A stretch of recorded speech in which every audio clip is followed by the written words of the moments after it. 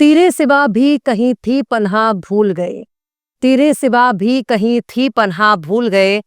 निकल के हम तेरी महफिल से राह भूल गए। सलाम, नमस्ते, सत श्री अकाल। मैं हूं आपके साथ हर्षिता मिश्रा और आप देख रहे हैं टाइम्स मेल।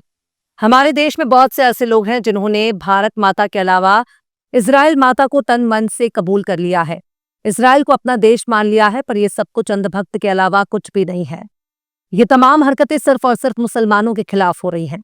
अंधभक्तों ने बेंयामिन नेतन्याहू को अपना जीजा, मौसा, फूफा, मामा, ताऊ, यहां तक कि पापा भी मान लिया है। कई तो ऐसे भी हैं जो इजराइल के साथ खड़े रहने का दावा करते हैं। कुछ तो ऐसे भी हैं जिनको भारत में कोई काम धंधा नहीं मिल रहा, पर वो इजराइल जाकर हमास के खिलाफ जंग लड़ना चाहते हैं।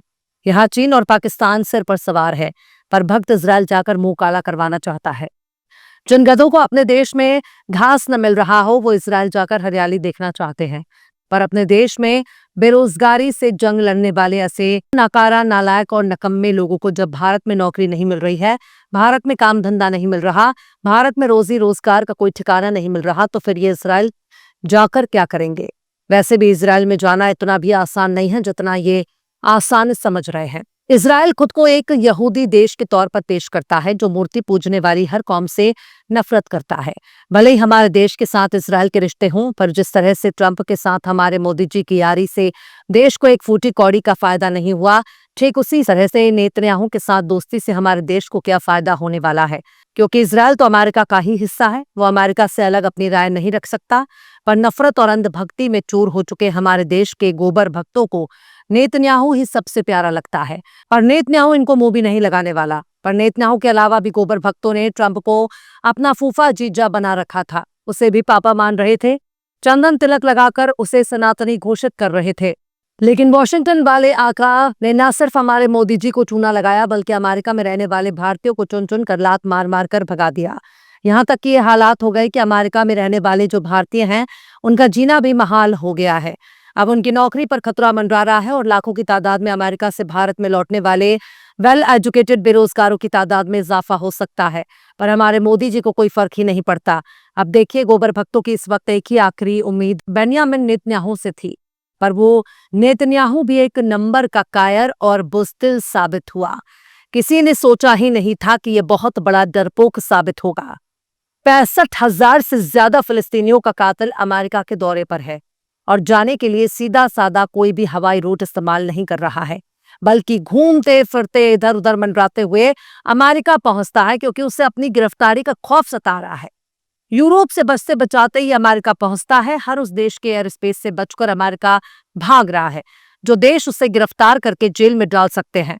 दरअसल बेंयामिन नेतन्याहू को इंटरनेशनल कोर्ट ने एक वॉर क्रिमिनल करार दिया है और इसके खिलाफ गिरफ्तारी का वारंट भी जारी किया है।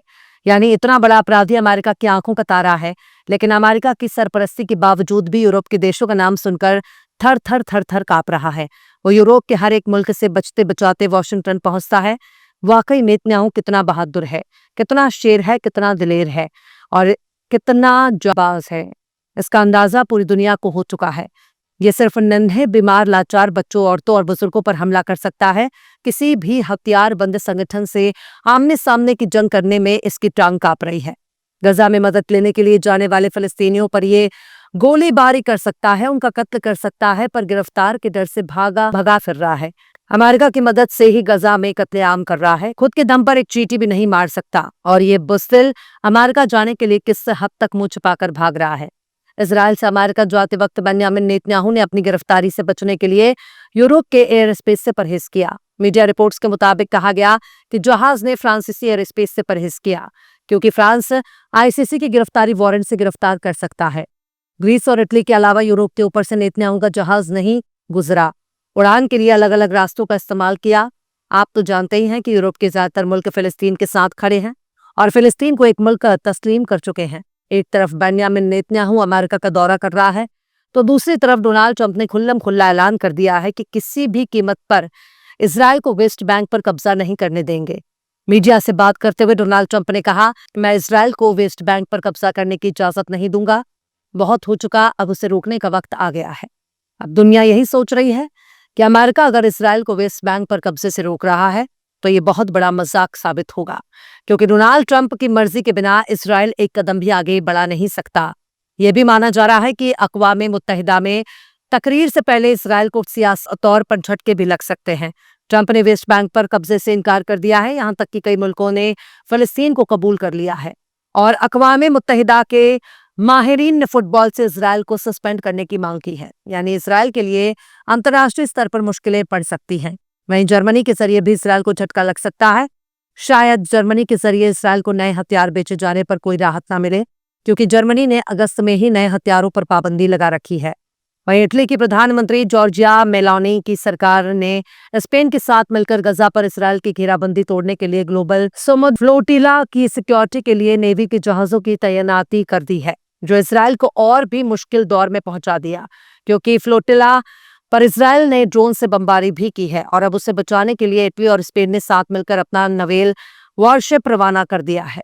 इधर इसराइल ने फ्लोटिला पर हमला किया तो ये वॉरशिप मुंह तोड़ जवाब देगा, लेकिन अगर इसराइल ने स्पेन और इटली के जहाजों पर हमला किया तो ये इटली और स्पेन पर हमला माना जाएगा। वहीं दूसरी तरफ माइक्रोसॉफ्ट ने भी इसराइल की मुश्किलें बढ़ाते हुए इजरायली फौज के साथ क्लाउड सर्विस समझौते को सस्पेंड कर दिया, क्योंकि अंदरूनी जांच में पाया गया है कि इसराइल माइक्रोसॉफ्ट का इस्तेमाल फिलिस्तीनियों पर निगरानी के लिए कर रहा था, जिससे जंग जराइम में मिलीभगत के इल्जाम लग रहे थे। इसलिए माइक्रोसॉफ्ट ने इसराइल के साथ समझौते को सस्पेंड कर दिया।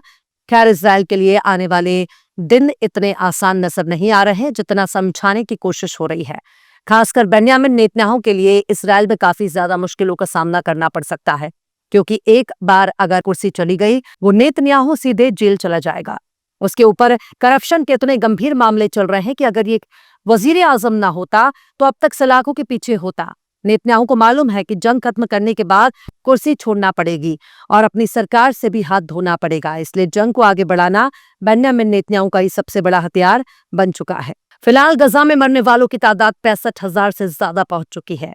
बहरहाल, चलते चलते आखिर में मजरूह सुल्तानपुरी ने भी क्या खूब फरमाया है, अब सोचते हैं लाएंगे तुझसा कहां से हम, अब सोचते हैं लाएंगे तुझसा कहां से हम, उठने को उठ तो जाएं तीरे आस्तां से हम।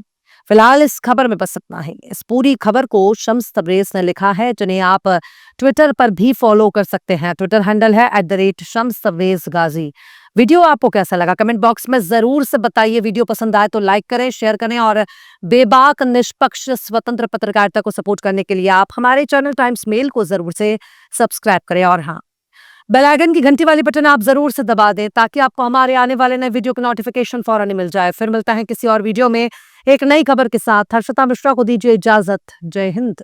अगर अभी तक आपने हमारे चैनल टाइम्स मेल को सब्सक्राइब नहीं किया है तो जल्दी से सब्सक्राइब कर दें और बेल आइकन भी प्रेस कर दें।